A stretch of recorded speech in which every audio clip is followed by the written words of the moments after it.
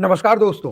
भारत के ऊपर जब टैरिफ्स लगे तो ऐसा माना जा रहा था कि भारत की अर्थव्यवस्था अब चरमरा जाएगी, लेकिन हुआ इसका जस्ट उल्टा ही। इस तिमाही में जो भारत की जीडीपी ग्रोथ रेट है वो पिछली कई तिमाहियों से सबसे ज्यादा है। तो ऐसा आखिर हुआ क्या कि भारत की अर्थव्यवस्था पीछे जाने की बजाय आगे बढ़ने लग गई? इसका उत्तर है भारत ने अपने रिफॉर्म्स को फास्ट ट्रैक किया। ये कौन से रिफॉर्म्स हैं, आज इस वीडियो में हम यही जानेंगे। भारत के ऊपर जब 50% का टैरिफ लगा तो कई एक्सपर्ट्स ये कहने लग गए कि अब भारत की जीडीपी को लगभग 0.5% का नुकसान होगा, यहाँ का एक्सपोर्ट भी कम हो जाएगा। उसकी वजह ये थी कि अमेरिका भारत का सबसे बड़ा एक्सपोर्ट मार्केट है। भारत का लगभग 18% एक्सपोर्ट अमेरिका को ही जाता है। Textile, James, jewellery, auto components, marine जो प्रोडक्ट्स हैं उनके एक्सपोर्ट के लिए भारत अमेरिका के ऊपर बहुत ज्यादा डिपेंडेंट रहता है। इन टैरिफ से होने वाले नुकसान को कम करने के लिए भारत ने एक सुनियोजित गेम प्लान बनाया जिसने काम भी किया। इस गेम प्लान के तहत भारत ने सबसे पहले अपने इमोशंस के ऊपर कंट्रोल किया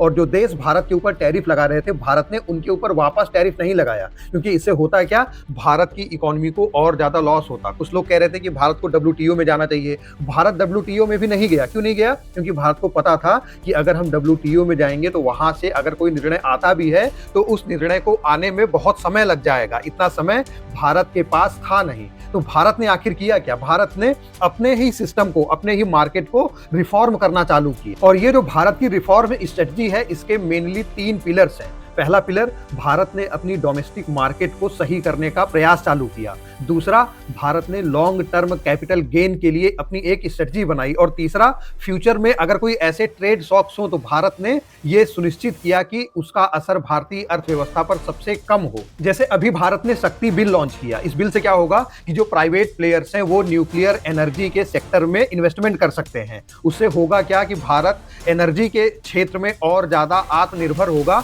और जो पेट्रोल और डीजल के ऊपर भारत की निर्भरता है वो कम होगी। इसी तरीके से भारत ने इंश्योरेंस सेक्टर में 100% एफडीआई को मंजूरी दे दी। इससे क्या होगा, जो फॉरेन की इंश्योरेंस कंपनीज है, बैंक्स हैं, वो भारत में इन्वेस्टमेंट करेंगी। और जो बढ़े हुए टैरिफ्स की वजह से भारतीय अर्थव्यवस्था को लॉस हो रहा था, उस लॉस की भरपाई इस इन्वेस्टमेंट से भारत ने कर लिया। भारत ने यूनाइटेड सिक्योरिटीज मार्केट कोड बनाया। इस कोड के तहत भारत के अंदर जो अलग अलग फाइनेंशियल लॉस थे उनको एकीकृत करके एक सिंगल फ्रेमवर्क बनाया गया। इससे क्या हुआ कि भारत में ईज ऑफ डूइंग बिजनेस बढ़ने लग गया और जो बाहर के इन्वेस्टर्स हैं, जो बाहर की कंपनियां हैं, उनका जो विश्वास है भारतीय अर्थव्यवस्था पर वो और ज्यादा बढ़ने लगा और ज्यादा समय के साथ साथ बढ़ रहा है। तो भारत में जो फॉरेन इन्वेस्टमेंट है वो भी अब बढ़ रहा है। इसी तरीके से अपने एक्सपोर्ट को बढ़ाने के लिए भारत अब नई मार्केट्स को भी तलाश रहा है। अलग अलग देशों के साथ एफटीए यानी फ्री ट्रेड एग्रीमेंट भी कर रहा है। जैसे अभी आपने न्यूज में सुना होगा, भारत ने यूके के साथ एफटीए किया, अभी भारत ने ओमान के साथ एफटीए किया है,